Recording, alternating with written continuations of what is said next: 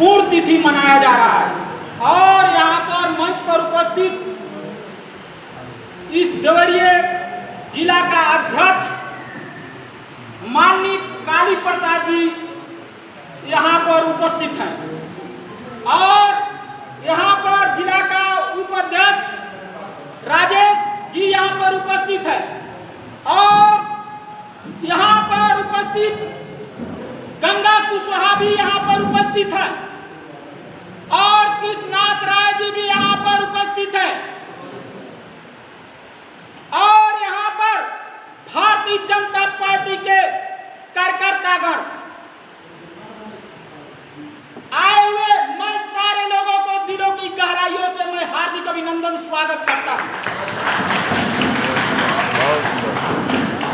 भाइयों और दोस्तों, मैं अहिल्याबाई होलकर के बारे में बताने से पहले मैं शेर बोलना चाहता हूँ।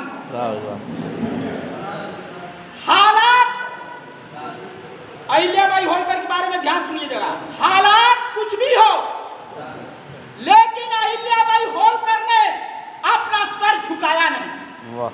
हालात कुछ भी हो, लेकिन अहिल्याबाई होलकर ने अपना सर झुकाया नहीं। आसमान से तारे टूटते हैं, लेकिन जमीन पर कभी गिरते नहीं। आसमान से तारे टूटते हैं, लेकिन जमीन पर गिरता नहीं। दरिया समुद्र में गिरता है, लेकिन समुद्र दरिया में कभी नहीं गिरता है। देखा अहिल्याबाई होलकर का सन। अभी अहिल्याबाई होलकर के बारे में यहाँ पर कोई व्यक्ति ने बताया कि देवरिया जिला में अहिल्याबाई होलकर का मूर्ति होना चाहिए। मैं बताना चाहता हूँ मेरे भाइयों और दोस्तों कि अहिल्याबाई होलकर ने राष्ट्र का इतना बड़ा निर्माण की और राष्ट्र के प्रति इतना विकास की, तो देवरिया जिला में ही क्यों मूर्ति हो? पूरे भारत में जितने जिले हैं उस हर जगह मूर्ति होना चाहिए, ये मेरा मानना है।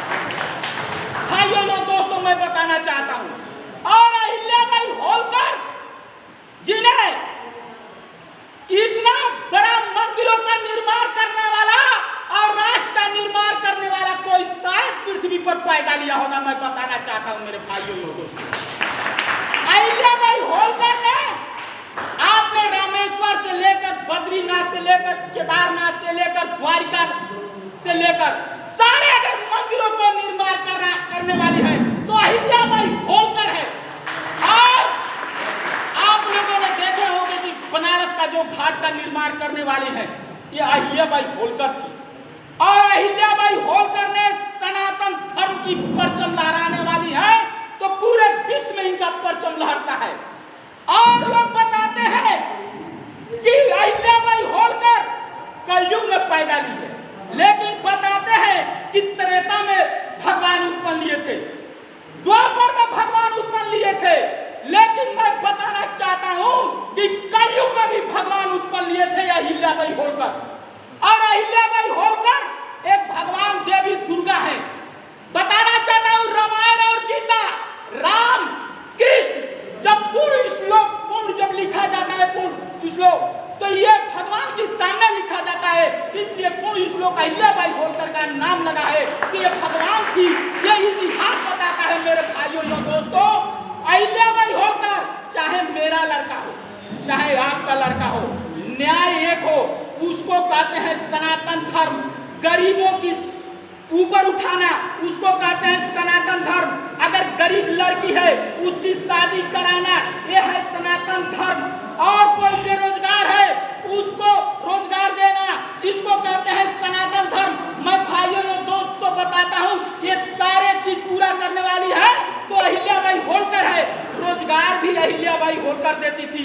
रामेश्वर जो साड़ी बनती है जो रेशमी, ये अहिल्याबाई होलकर का देन है। बताता हूँ रामेश्वरी जो साड़ी बनता है मेरे भाइयों दोस्तों, वो कपास की कंपनियां भी बैठाने का काम की अहिल्याबाई होलकर ने।